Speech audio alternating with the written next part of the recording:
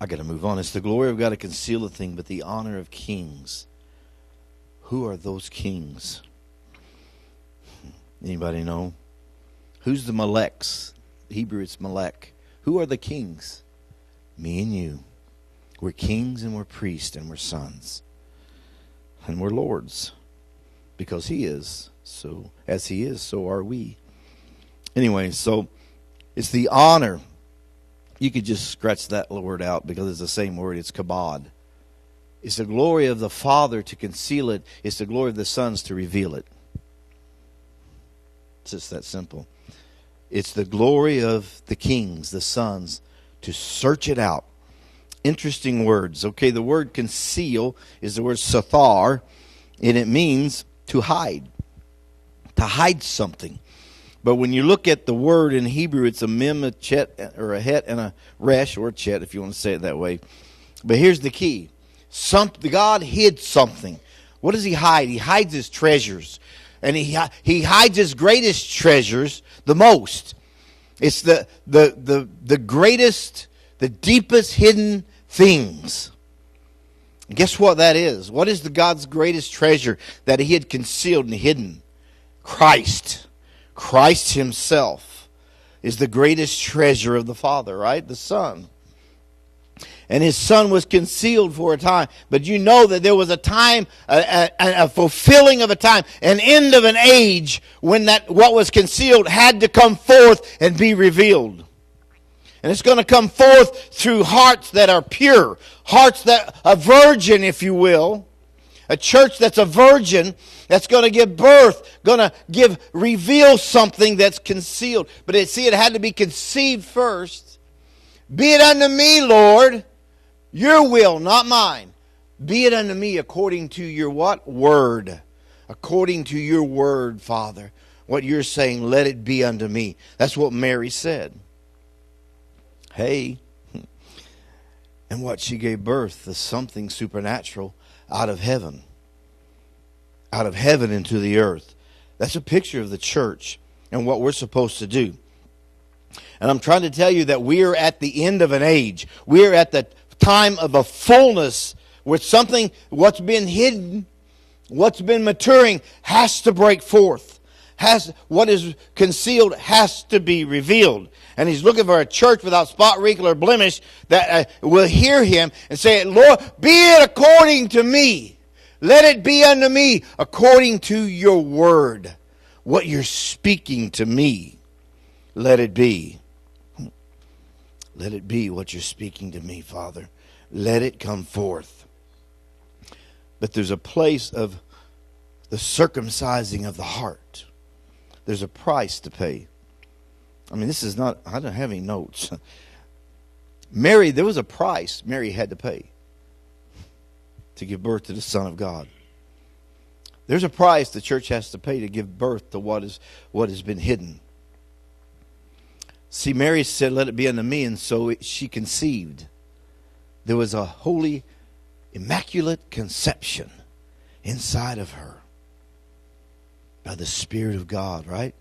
The Spirit overshadowed her, hovered over her. And there was an impartation out of heaven into earth. But then it was concealed for a time of birthing. And that's what I'm trying to tell you. We are in a day of birthing. We are in a day where what's been concealed is now going to be revealed. That's why I say there's going to be greater signs, wonders, and miracles than we've ever seen. You're going to watch God, just the picture is going to come. We're going to see the full picture. See, it's like a puzzle. You know, a mystery is like a puzzle. You got all these pieces, and they don't look like they're even important. And how could they possibly fit together or make something? But God knows exactly what he's doing. He's a great master, and he's building a masterpiece. He's painting a masterpiece, and he's putting every part in place. And see, when you step into the Holy of Holies, you see the picture that's on the front of the box. You don't see the pieces of the puzzle. You see the picture that the pieces are going to make up. called vision. A vision. You see the picture. You see the image. So that what? You can put it together. How many of you like to do those? I hate doing puzzles, but some people love to do puzzles. Guess what? You just don't turn the cover of the box over. No, well, you keep it out so you can see it. So you begin to look at the pieces and how they fit together to make that picture. See, the church has not been seeing. And so God is opening our eyes and our ears. Last Friday he gave me a revelation about it. He is opening our eyes and our ears. Last Friday was 3/17/17, right? The date. And the Lord began to speak to me, and I released some of that in a group I was doing with Sean and Amy were there. About that God is opening our eyes and our ears. He began to speak to us about Samuel. And we had encounters with Samuel. Okay, you don't be freaked out. It's not necromancing because he's not dead.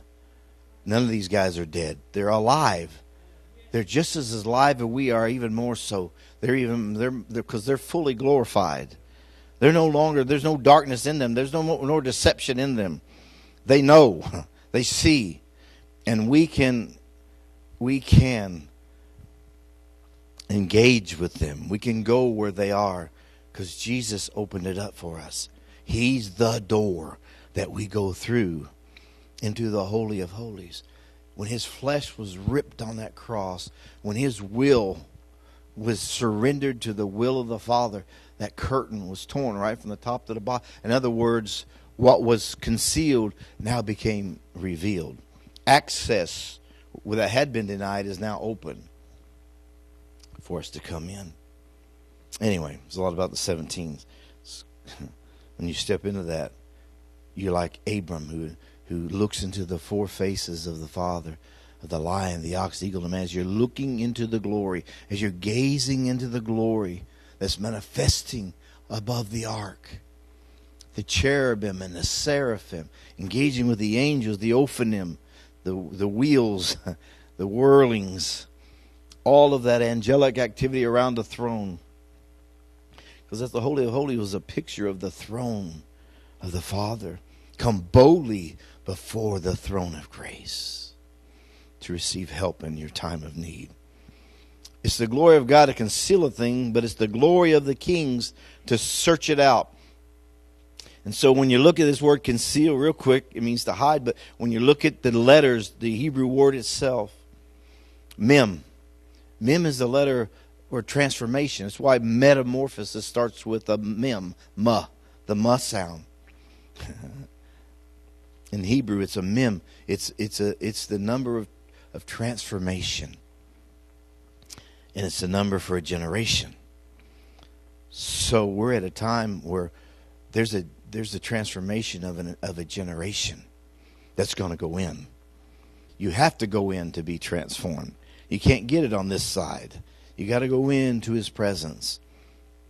And anyway, the het is the 8th letter, which is about the conception, and the resh is a picture of the head of the church, Jesus.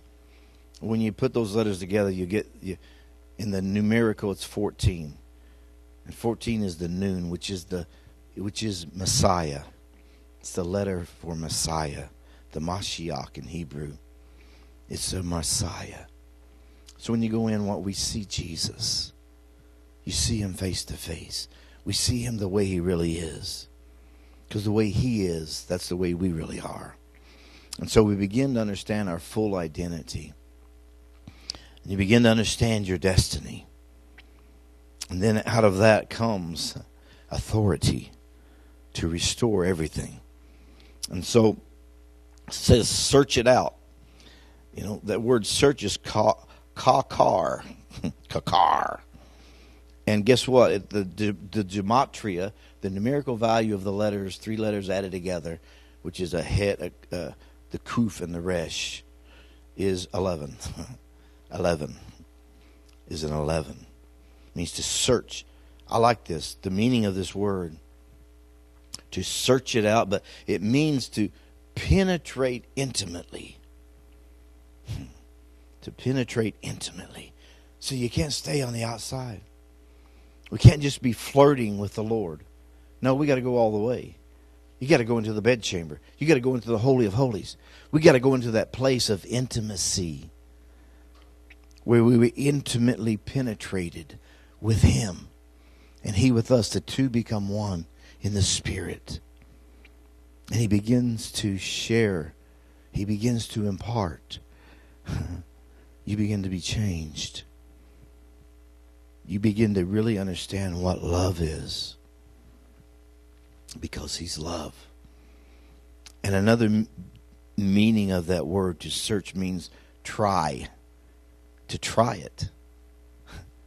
Go for it. Experience it. Encounter. Engage it. Go for it. Release it. Do something with it. It is the glory of God to conceal the thing, but it's the honor. It's the honor, the glory of kings to search it out. To search it, you got to go. To search the deep things, you got to go into Him. Because they're all hidden in His heart. That's the womb of all of creation. That's your womb that you came out of, the heart of the Father. It's the womb of all things. It's His heart. It's all hidden within His heart.